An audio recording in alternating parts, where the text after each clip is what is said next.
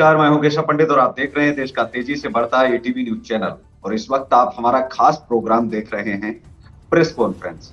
और press conference जो है, आज भारतीय जनता समानता पार्टी की प्रेस कॉन्फ्रेंस का सीधा प्रसारण देख रहे हैं। और हमारे साथ में जो मेहमान जुड़े हैं, मैं उनका आपसे परिचय करवा दूं। भारतीय समानता पार्टी के राष्ट्रीय अध्यक्ष अरुण कुमार अवस्थी जी जुड़े हैं। बहुत बहुत स्वागत है अवस्थी साहब आपका। और हमारे साथ में पंकज मिश्रा जी हैं, जो राष्ट्रीय प्रमुख महासचिव है भारतीय समानता पार्टी के। बहुत बहुत स्वागत है सर आपका। अमरीश कांत द्विवेदी जी हैं, जो राष्ट्रीय वरिष्ठ उपाध्यक्ष हैं भारतीय समानता पार्टी के। आपका भी स्वागत है। और श्री नारायणी अवस्थी जी भी जुड़ी हैं, जो राष्ट्रीय कोषाध्यक्ष हैं भारतीय समानता पार्टी की। बहुत बहुत स्वागत है आपका।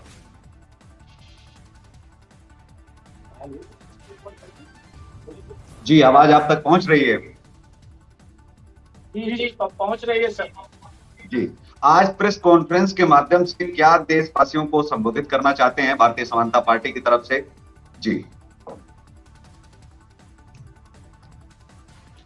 पहले तो मैं अपने भारत देश के प्रधानमंत्री जी की मां का देहांत हो चुका है और ये बहुत बड़ी एक दुखद घटना है। मैं ये कहना चाहता हूँ कि भारतीय समानता पार्टी आदरणीय श्री मोदी जी के इस दुख के समय की घड़ी में साथ है और ईश्वर करे कि उनकी माता जी को ईश्वर शांति प्रदान करे।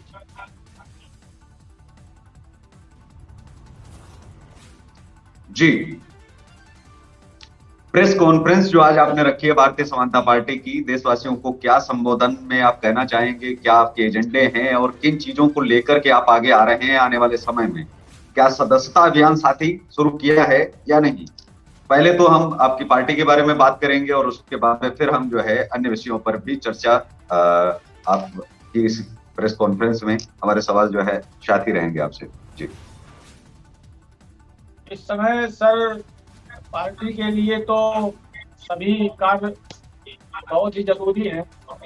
जैसे सदस्यता अभियान को लेकर के कई मुद्दों पर जो संगठन में चर्चाओं का विषय होता है कि कल को सत्ता में आने के बाद इस चीज को कैसे दूर किया जाएगा, जैसे बेरोजगारी हो गई जी, और हमारे चिकित्सा संबंधी है, सड़क, बिजली, पानी की वही सारी समस्याएं जो सारी राजनीतिक दल आज तक कैसे चले आ रहे हैं, लेकिन सही उसका निवारण नहीं हो पाया। तो हमारी पार्टी उसका निवारण किस तरीके से करेगी और आगे स्थापना तक कैसे उसको काबिज रखेगी।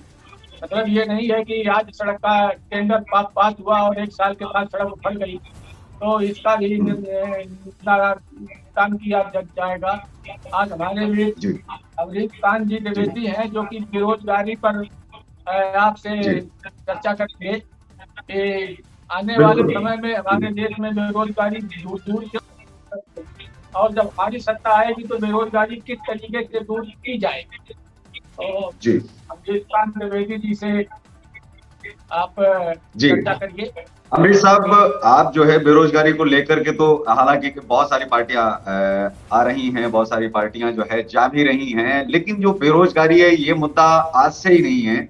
ये मुझे लगता है कि पहले भी समस्याएं थी और आज भी समस्याएं हैं। ये लगातार बेरोजगारी की दर को कैसे कम किया जा सकता है, और जहां भारतीय जनता पार्टी कह रही है कि हम बाहर के लोगों को अपने यहाँ नौकरी देंगे, विदेश के लोगों को अपने यहाँ नौकरी देंगे, लेकिन अपने ही देश के लोग जो है नौकरी से वंचित हैं, उन पर क्या कहेंगे? पहले सरकार पर अभी तक के जो है उनके कार्यकाल में, और आप आने वाले विषय में कैसे इससे निजात पाएंगे, क्योंकि ये बहुत बड़ी समस्या है।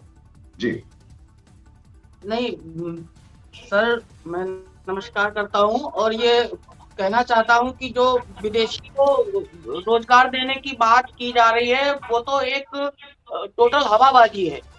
उसको हम मानते ही नहीं, क्योंकि अपने देश को तो आप दे नहीं रहे, दूसरों को कैसे देंगे? आप स्क्रीन के सामने देखें, आप कैमरे के सामने आप। जितने भी पुराने कल कारखाने हैं वो बंद पड़े हुए हैं, उनको तो आपने खोलने के लिए कोई नीति नहीं अभी तक अपनाई, तो कैसे दे लेंगे आप? ये तो हवाबाजी है, मैं नहीं मानता इसको, टोटल हवाबाजी। मैं इसको नहीं मानता। जब हमारी पार्टी सत्ता में आएगी तो सबसे पहले जो कारखाने बंद पड़े हुए हैं, जिनकी जमीनों को बेच बेच करके आप धनाढ्य बने जा रहे हैं और वहां पर मॉल्स खड़े करे दे रहे हैं, आदमी रहेगा खाएगा क्या? जब उसके पास रोजगार नहीं होगा तो वो खाएगा क्या? तो इन फैक्ट्रीज को कल कारखानों को जो है वो चालू करना पड़ेगा और वो हमारी प्रायोरिटी होगी। लेकिन प्रदेश सरकार इसमें विफल कैसे है? क्योंकि जिन कारखाने बंद पड़े हैं उनको भी चालू नहीं कर पा रहे हैं, नए कारखानों की तो हम बात ही छोड़ दें। जी नहीं, वो चाहते ही नहीं है सर, वो चाहते ही नहीं है कि ऐसा हो। केवल भारतीय जनता पार्टी में ही भर्ती निकालना चाह रहे हैं कि वहां के उनके कार्यकर्ता बनिए, उनके पदाधिकारी बनिए और उनके चुनाव में बस केवल जो है काम कीजिए, बस वही केवल एक रोजगार रह गया है आज के दौर में, अगर हम बात करें जिस तरह से चीजें आ रही हैं सामने खुल करके। बिल्कुल आप सही कह रहे हैं और ऐसा ही हो रहा है जी। लेकिन सबसे बड़ी वजह जो है, क्या मेक इन इंडिया पर ध्यान नहीं देना चाहिए इस देश में? क्योंकि नौकरी के साथ साथ में अगर हम जो है व्यापार और बिजनेस की तरफ भी अगर बढ़ावा दें, और ये विषय क्या हमारी एजुकेशन में शामिल नहीं होना चाहिए। आज आप देख लीजिए, आप बाइक ले सकते हैं, आप कार ले सकते हैं, लेकिन आपकी कार अगर पंचर हो जाए, आपकी कार खराब हो जाए, आपकी गाड़ी खराब हो जाए तो आपको बनाना नहीं आता, आप अकेले नहीं कर पाएंगे। आप लैपटॉप खरीद तो सकते हैं लेकिन विंडो आपको डालना नहीं आता। तो क्या ये सब एजुकेशन में शामिल नहीं किए जाने चाहिए? जबकि यही अगर विदेश की एजुकेशन नीति की बात करें, शिक्षा नीति की, तो वहां एक 60 साल का बुजुर्ग भी अपने आप को रिटायर नहीं मानता। अपने यहाँ क्या है कि अगर सरकारी नौकरी लगी है, रिटायर हो गया जी, अब तो काम ही नहीं करना है हमको, अब तो बस रिटायर हो गए हैं, मतलब ऐसे लग रहा है कि जिंदगी से रिटायर हो गए। बाहर के लोगों को आप देखिए, पढ़े लिखे हैं, रिटायर होने के बाद में वो अपना पुराना काम करते हैं शुरू, जो उन्होंने अपनी पढ़ाई के दौरान सीखा होता है। सिर हिल रहा है, हाथ पैर हिल रहे, लेकिन वो कंप्यूटर लैपटॉप बनाने में जुटे पड़े हैं।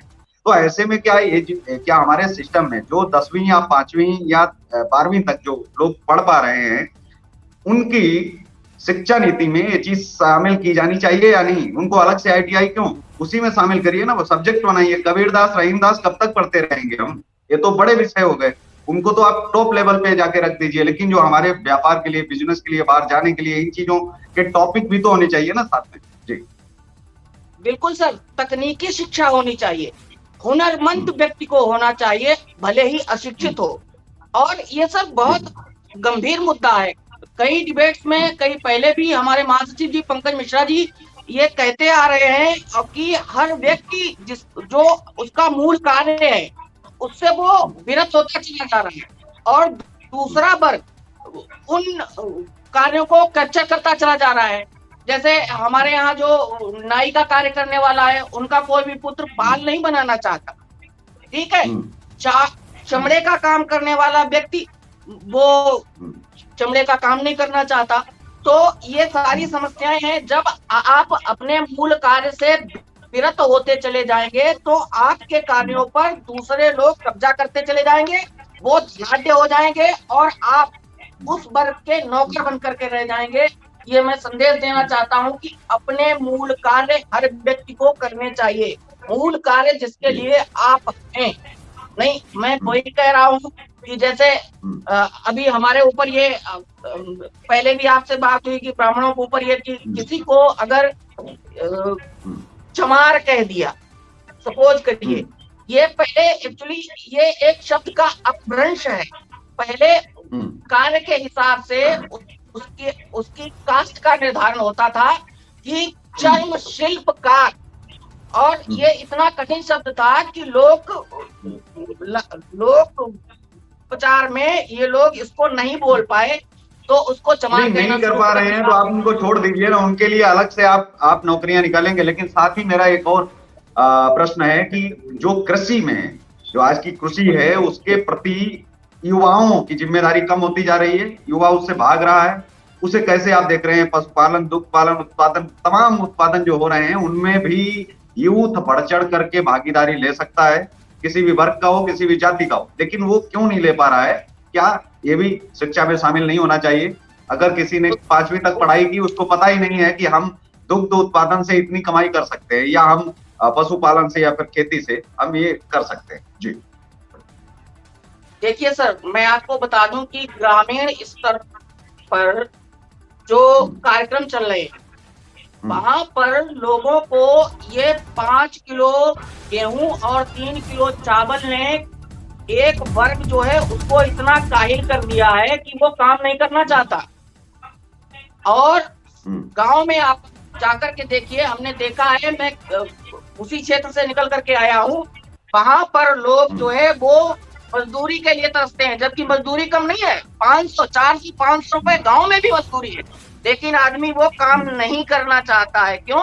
क्योंकि उसको उसकी जरूरत नहीं है, क्योंकि सरकारी योजनाएं इतनी ज्यादा दे रखी हैं और वो हम जो टैक्स लोग दे रहे हैं उससे वो पूरा किया जा रहा है। तो ये विषमता तो नहीं, लेकिन सरकारी आपको नहीं लगता कि सरकारी नौकर जितने भी हैं वो सब बदतमीज हैं टोटली? आपको नहीं लगता? मतलब दूसरी भाषा में कहें, सरकारी नौकर बनाम बदतमीज अगर मैं इसका अगर सोच रहा हूं तो मुझे लगता है कि 365 दिन भी मैं चला सकता हूं। पंकज मिश्रा जी, आपको लगता है कि क्या सरकारी नौकर बनाम बदतमीज ये कहना उचित होगा? क्योंकि हम अपनी परंपराएं भूलते जा रहे हैं। अगर कोई व्यक्ति किसी अन्य जाति का है और वो आज जातियां देख करके अगर उसमें भर्ती है, उसको पता चल गया है ब्राह्मण है और इसको हम गाली गलौज कर सकते हैं तो करता है, हालांकि फिर इसको सरकारी नौकर कहें या फिर वो अपनी भड़ास निकाल रहा है, इसको कैसे आप देखते हैं? जी देखिए सर, आज हमारे नेताजी कहते हैं कि हम सरकारी नौकर जो है कार्य नहीं करते हैं, तो कार्य करें कैसे?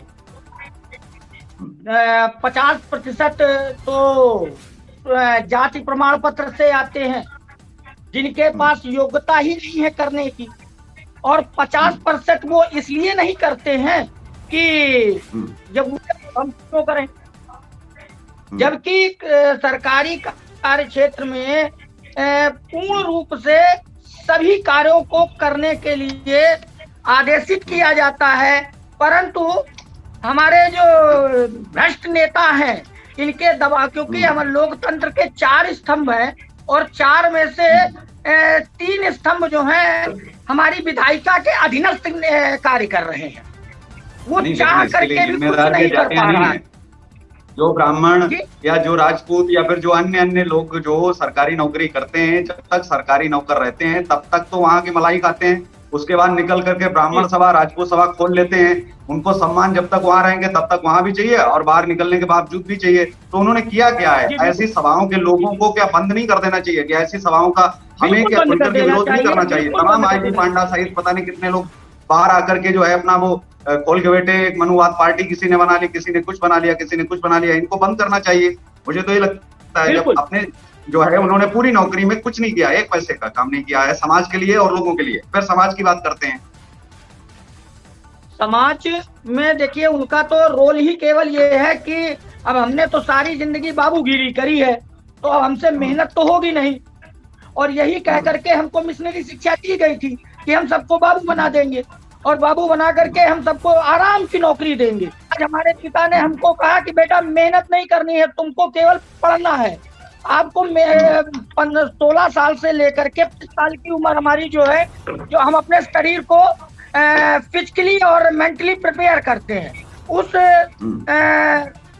दौर में हम अगर शिक्षा अध्ययन कर रहे हैं, डिग्रियां ले रहे हैं, तो वो हम मेहनत करने की तो इच्छा हमारी होगी नहीं, क्योंकि मैंने डिग्रियों की छाप लग गई मेरे दिमाग पर, तो हम चाह करके भी मेहनत नहीं कर सकते हैं, क्योंकि मैंने 10 सालों का पीरियड केवल शिक्षा अध्ययन करने में लगाया है।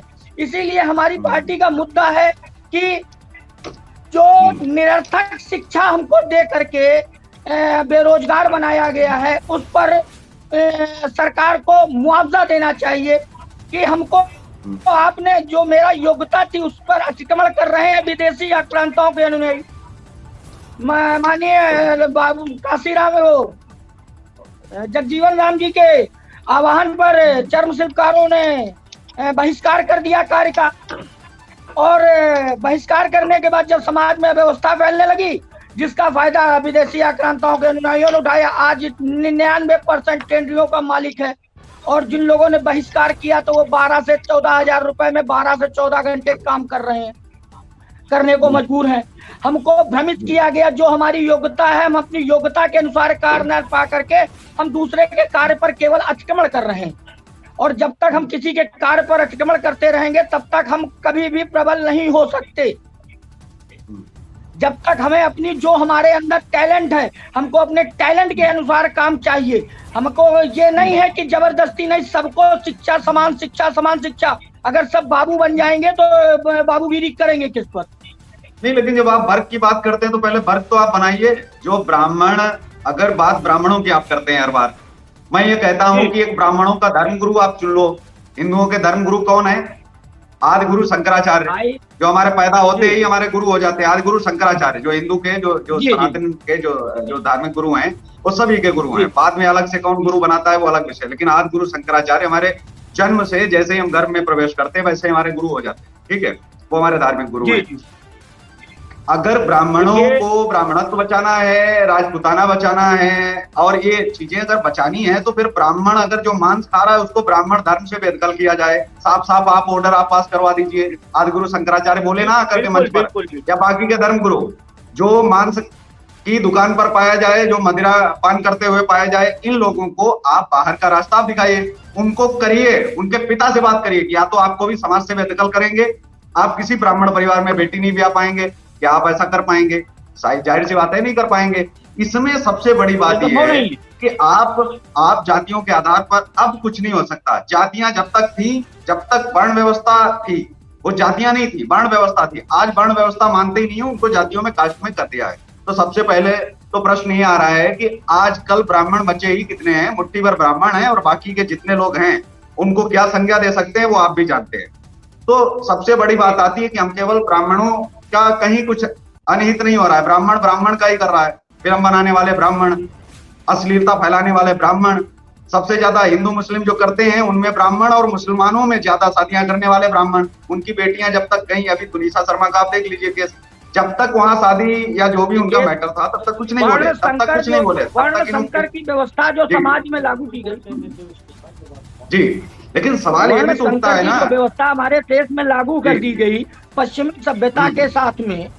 मरियम को समाज में उसमें गलती आदि गुरु शंकराचार्य जी की है, उसमें गलतियां धर्म गुरुओं की, उसमें गलतियां धर्म गुरुओं की। देखिए आप मुसलमानों में, आप इस्लाम के प्रति मठाधीश बन करके बने हैं और वो अपने दायित्वों का निर्वाह नहीं कर रहे हैं, पता ही नहीं है। अभी देखिए इस्लाम में आप देखिए, इस्लाम के जी मिश्रा जी, इस्लाम में आप देखिए, इस्लाम में इस्लाम के विपरीत कोई कार्य करता है, उनके धर्म गुरु कितने धर्म के प्रति वफादार है, ईमानदार हैं, वो क्या करते हैं? तुरंत फतवा जारी कर देते हैं कि भाई ये मुसलमान, ये बात जाहिर सी है, सही बात है। आप दूसरों के फतवे पर प्रश्न उठाने से पहले हम अपने फतवे तो देख लें, हमारे यहाँ भी तो फतवा होना चाहिए ना, अगर कोई गलत काम कर रहा है। देखिए समाज में ये सब कुछ था, इसी के कारण मरियम को भी समाज से बहिष्कृत किया गया था, इसी कारण मोहम्मद को भी समाज से स्टार्ट करना पड़ेगा। सबसे पहले जीरो से, शून्य से स्टार्ट करना पड़ेगा। अगर हम सोचे कि बीच का रास्ता कुछ निकले तो बीच का रास्ता कुछ नहीं हो पाएगा। देखिए जब हम अपनी संस्कृति को भूल चुके हैं, हमारी संस्कृति क्या है, हम वो संस्कृति, हमको जानकारी नहीं करने दी गई, तो हम अपनी संस्कृति को जाने क्या? सबसे पहले हमको अपनी संस्कृति के सामने लाना है। पहले तो लोगों को ये बताना चाहिए। मैं हमेशा एक ही बात कहता हूं कि भीमराव अंबेडकर जी ने केवल मनु स्मृति जलाई थी। मनु स्मृति कोई पवित्र पुस्तक नहीं, वो केवल एक लॉ बुक थी हिंदुओं के लिए। ठीक है, पहली चीज, उन्होंने वेद वेदांग नहीं जलाए, उन्होंने हमारे उपनिषद नहीं जलाए, क्योंकि वो जानते थे कि इसमें ज्ञान का अथाह भंडार है। एक लॉ बुक में और वेदों में अंतर होता है, लेकिन अगर फिर से दोबारा आपको लॉ बुक बनानी है, चीजें करनी है, तो सबसे पहले तो जो वर्ण व्यवस्था है उनको पहले लाना पड़ेगा। आज आप देखिए, तुनिसा शर्मा के परिवार के साथ अगर ये हादसा नहीं हुआ होता तो क्या आज ये टीवी डिबेट में बैठ के बोलती कि वो इस्लाम धर्म कबूल करवाना चाह रहा था? ये पहले क्यों नहीं बोला?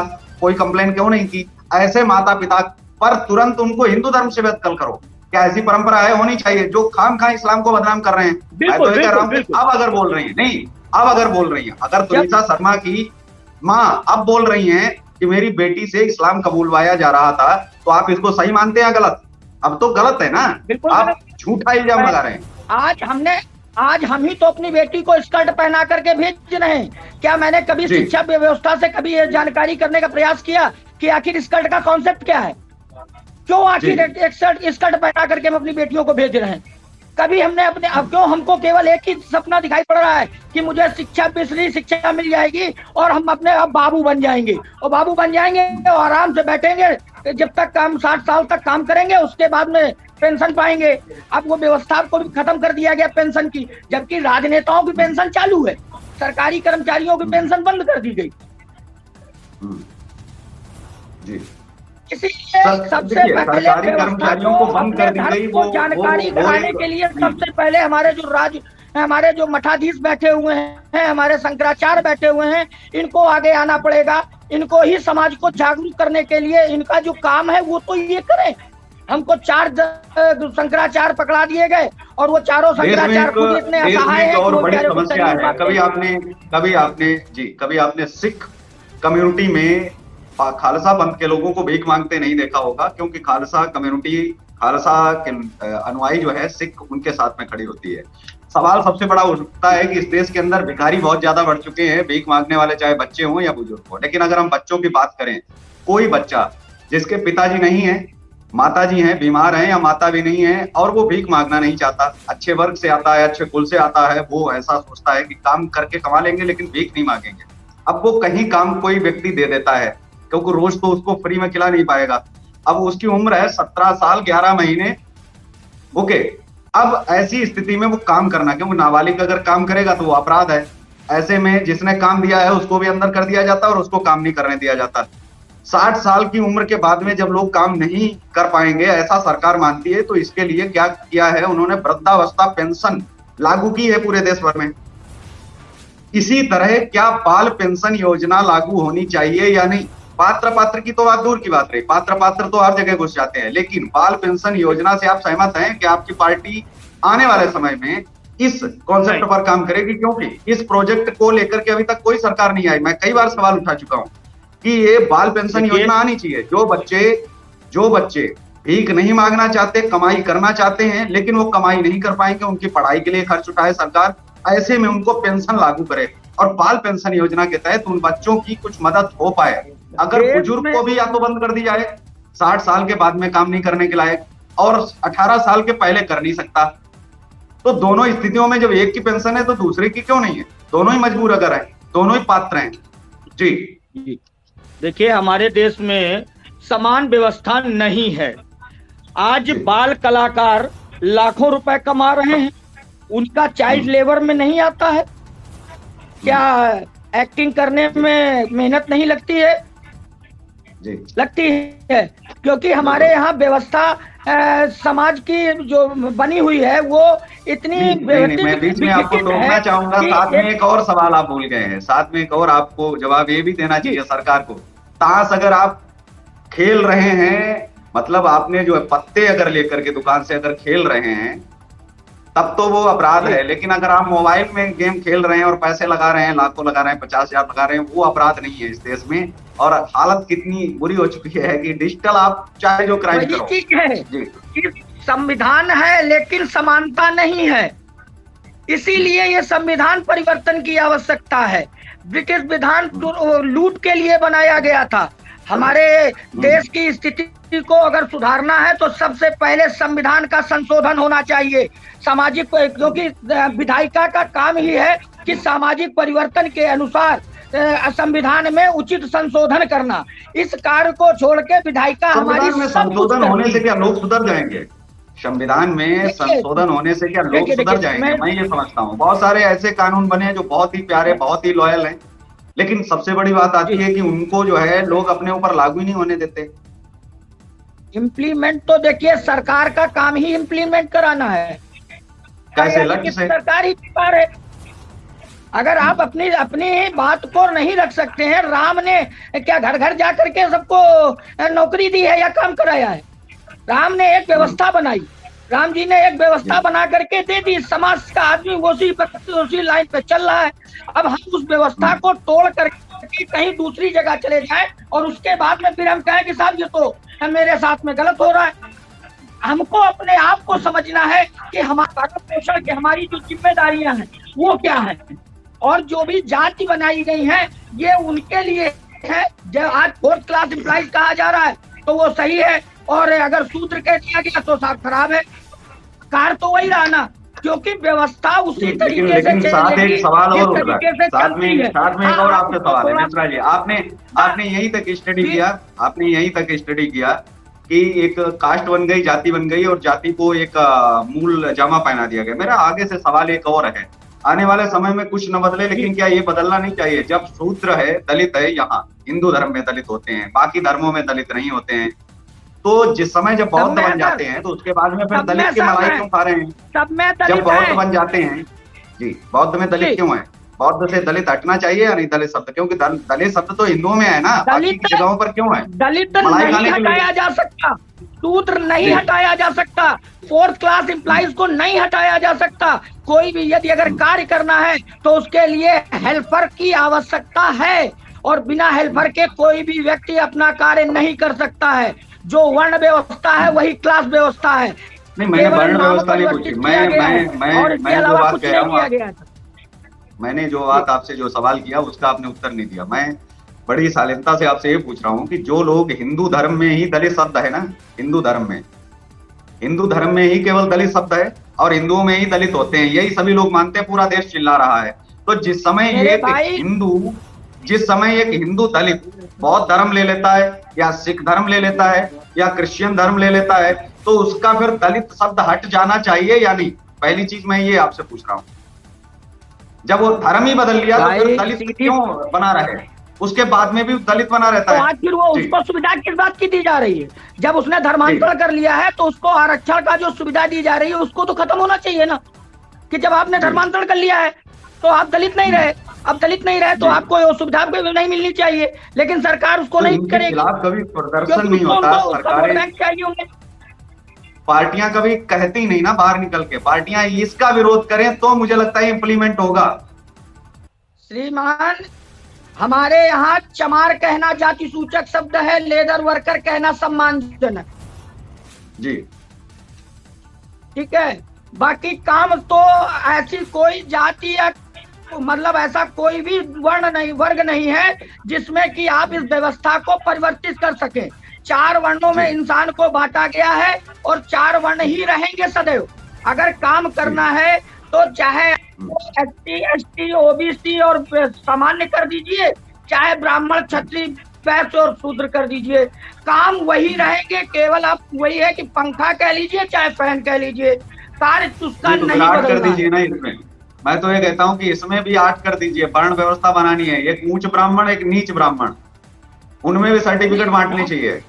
नहीं, प्रॉब्लम ये नहीं है, समस्या ये आती कि जब मैं आता हूँ तो फ्रंट पर बात ये उठ जाती है कि हम उनको क्यों ब्राह्मण माने जो गलत काम कर रहे हैं, जो ब्राह्मण धर्म का पालन ही नहीं कर रहे हैं, हम उनको क्यों ब्राह्मण बोले?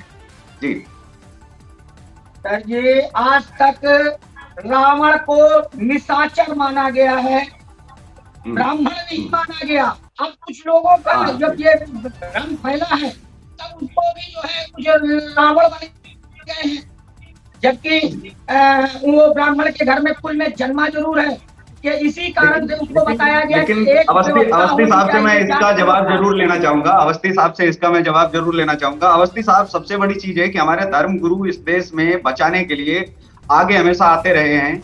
अब अवस्थी साहब, आप क्या नहीं मानते हैं कि हमारे धर्म गुरु अगर कोई गलत काम करता है हिंदुत्व के खिलाफ, जैसे इस्लाम के खिलाफ जब कोई काम करता है तो उसके खिलाफ फतवा जारी कर देते हैं इस्लाम के लोग, भारत में ही, हालांकि ऐसा कोई कानून नहीं लेकिन फिर भी करते हैं, क्या हिंदुओं को ऐसे गलत कृत्य करने वाले या गलत काम करने वाले लोगों के खिलाफ, क्या उनके खिलाफ उनको हिंदू धर्म से निकाले जाने का या कुछ ऐसा कुछ लिखित में जारी करना चाहिए या नहीं? तभी तो ये लोग सुधरेंगे, क्योंकि ये तो लोग खिलाफ बोलते रहेंगे बहुत सारा कुछ, और फिर ऐसे में जो है हमें सुनना पड़ेगा। हम अपना गुस्सा ही जाहिर कर सकते हैं, खून खौला सकते हैं, खून सुखा सकते हैं, बाकी कुछ कर नहीं सकते। उसके लिए क्या जिम्मेदार है ना पूरी की पूरी ये संत कमेटी जितनी भी है, ये खाने पीने के लिए है, मांगने के लिए है, क्या इसको ज्ञान व्यान है कि नहीं है? जी आदरणीय, मैं गुरुजनों पर सवाल नहीं उठाना चाहता हूँ। नहीं, बिल्कुल उठाना चाहिए। चाणक्य जी ने कहा है कि माता पिता अगर दुष्ट हो तो माता पिता का त्याग कर देना चाहिए, साफ साफ कहा है। और हम चाणक्य को मानने वाले लोग हैं, हम ये कहते हैं कि जहां भी कई चीजें आ रही हैं उनका विरोधाभास बहुत आवश्यक है। गुरुजन में ना तो मैं फर्क करता हूँ, क्योंकि गुरु ब्रह्मा गुरु विष्णु गुरु देवो महेश्वरा, और गुरु साक्षात परब्रह्म तस्मै श्री गुरुवे नमः। गुरु ही सबसे बड़ा ईश्वर है, गुरु ही सबसे बड़ा ब्रह्म है, गुरु ही सबसे बड़ा ब्रह्मांड है। और ब्राह्मण की जहाँ तक की धर्म गुरु, तो धर्म गुरु का मतलब हमारा सनातन धर्म। और इस सनातन धर्म को अगर नींव अच्छी पड़ी होती, हमारे गुरु तो अब इस समय नहीं, जिन्होंने सनातन की नींव रखी थी उस सनातन पर कुछ ही लोग चल पा रहे। बात आती है प्रथम ब्राह्मण पर, तो आज तक कोई ये व्याख्या कर नहीं पाया कि ब्राह्मण है कौन। मेरे द्वारा ब्राह्मण वो है जिसे ब्रह्म, लेकिन आजकल ब्राह्मण घर में पैदा हो करके जनेऊ का मंत्र नहीं जानते हैं, शुद्ध अपना गोत्र नहीं जानते हैं, और सिगरेट चौराहे पर पी रहे हैं, है ना, और कान में मोबाइल की घुंटड़ी लगा करके और लिख रहे हैं कि मैं ब्राह्मण हूँ। आज तक आपने देखा होगा, मैं आपके चैनल के माध्यम से कहना चाहता हूँ कि समस्त जनता से कि उन्होंने फेसबुक पर दो मैं ब्राह्मण हूँ, अब कुछ लोग छतरी डालने लगे मैं छतरी हूँ, तो मैं ये साबित करना चाहता हूँ ना तो ये ब्राह्मण है और ना ही ये छतरी है। अब आ जाइए धर्म गुरुओं पर हम वापस आते हैं। जैसे घर में एक पिता, एक गार्जियन होता है, उसकी जिम्मेदारी होती है कि मैं अपने परिवार को किस तरीके से चला सकता हूँ, उसी तरीके से धर्म गुरुओं की जिम्मेदारी होती है कि मैं अपने धर्म का ठेकेदार हूँ और किस तरीके से मुझे इसको काबिज रखना है। ऐसा नहीं हो रहा है, कूट तंत्र वहाँ भी है। जैसे एक शब्द है प्रसाद आया प्रसाद बट गया, अभी जो आप कर रहे थे बात पंकज जी से कि हमारे मंदिरों में प्रसाद आया बच गया, फूल चला गया कबाड़ में, इसके बाद जो वहाँ पैसा आया वो कहाँ लगा, जबकि अधिकतर चंदे से ही मंदिर बनते हैं। अब बात आती है गुरुद्वारा की, मस्जिद की या चर्च की। हमारे गुरुद्वारे में अगर हमारे सरदार का बच्चा शिक्षित होना चाहता है तो उसे शिक्षा दी गई, और अगर नहीं होना चाहता है तो उसे टेक्निकल हैंड बना दिया गया, वो 100 रुपए का रिंच लेकर के और पंचर बनाने लगता है। लेकिन हमारे यहाँ पर इन ब्राह्मण और क्षत्रियों में एक दोष है कि हम ऐसा कार्य नहीं करेंगे, और हमारे मंदिरों से आर्थिक सहायता नहीं मिलती है, जबकि गुरुद्वारे से आर्थिक सहायता मिलती है और शारीरिक सहायता मिलती है। यही मस्जिदों में है कि वहाँ से भी आर्थिक सहायता मिलती है। केवल हमारे यहाँ हिंदू धर्म में पैसे की जेब में जाएगा और प्रसाद आप ले जाओ, उसमें भी अगर काजू की कोई बर्फी ले आया तो वो पंडित जी अलग रख लेंगे, पतासे बांट देंगे। ये स्थितियाँ हैं हमारे धर्म गुरुओं की, इस पर हम टिप्पणी हम नहीं करना चाहते हैं। आगे आप जो कुछ पूछना चाहें पूछिएगा। हम बताना चाहते हैं कि सनातन धर्म में एक श्लोक दिया गया है, ब्राह्मणों से मुखमासित बाहु राजन्या करता।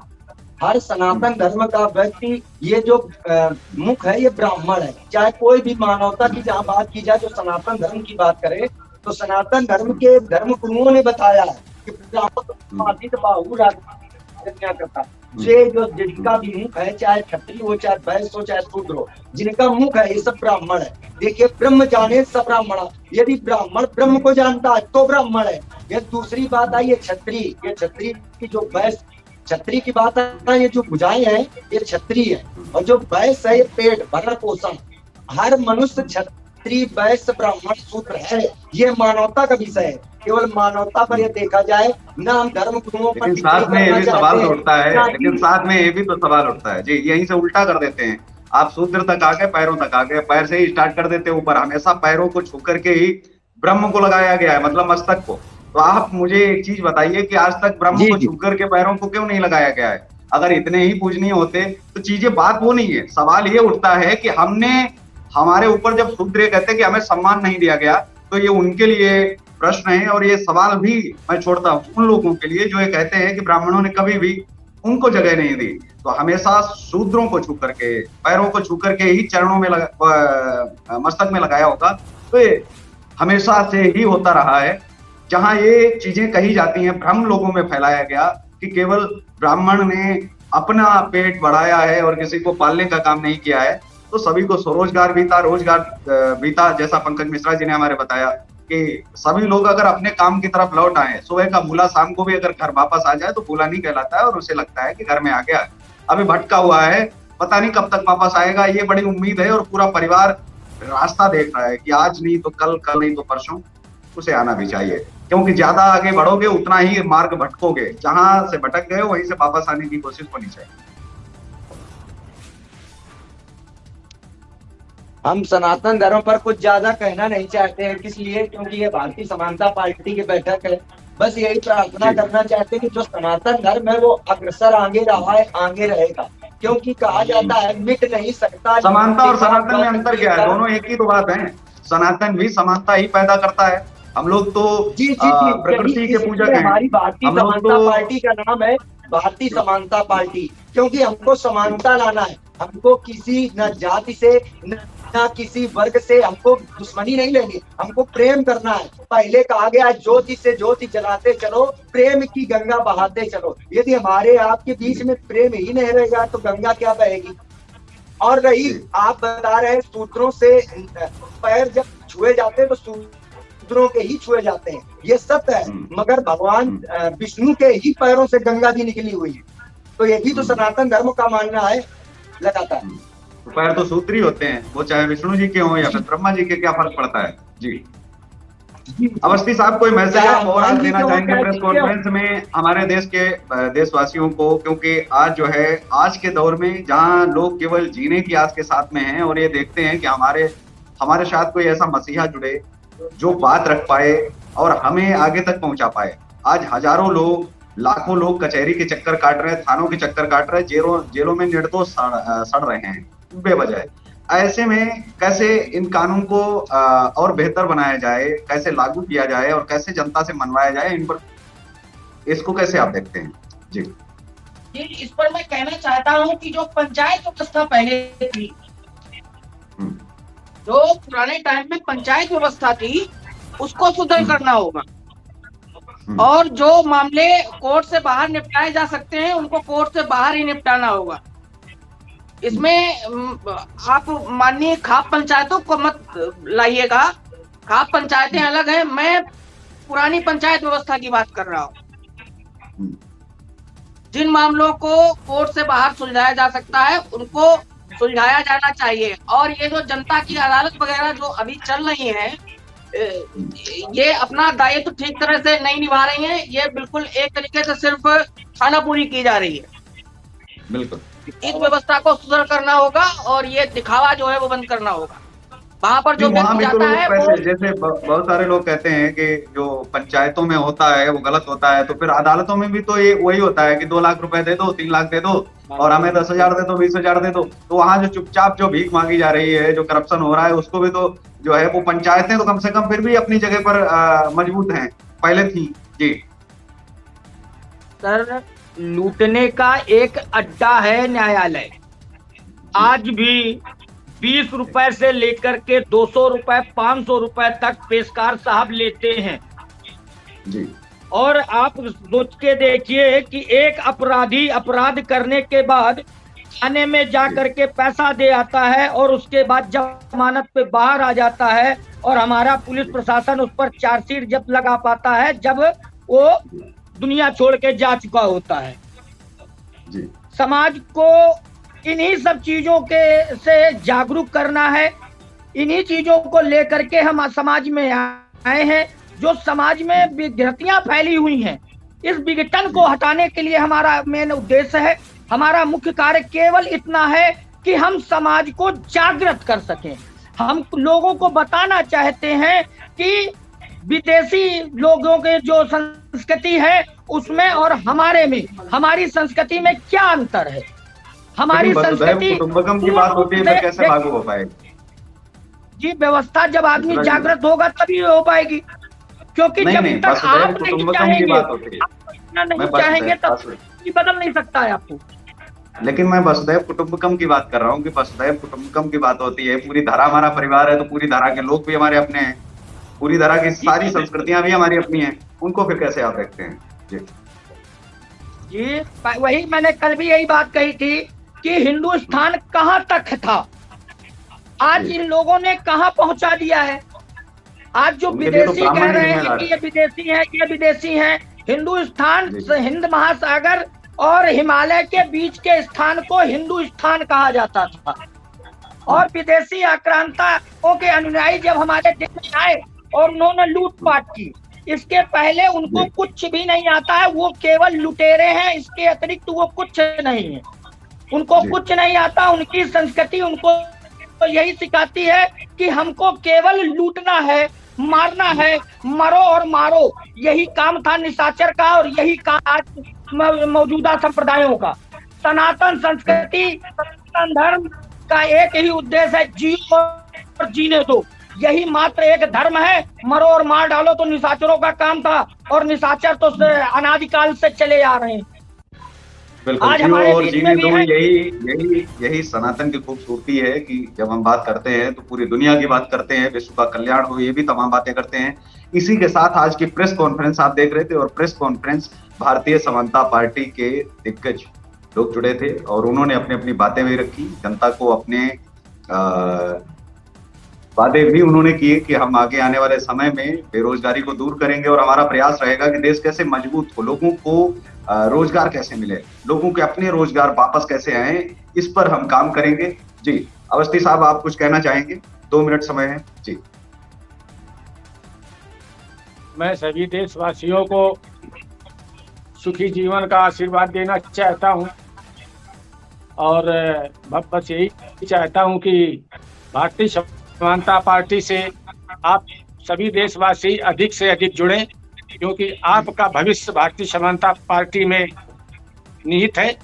भारतीय समानता पार्टी इस देश में सभी का कल्याण करने के लिए बनाई गई है। इसी के बाद जय हिंद, जय भारत।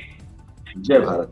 और आप देख रहे थे प्रेस कॉन्फ्रेंस, आप देख रहे थे आज के खास कार्यक्रम में रिपोर्ट बस इतना ही। आचार्य नमस्कार।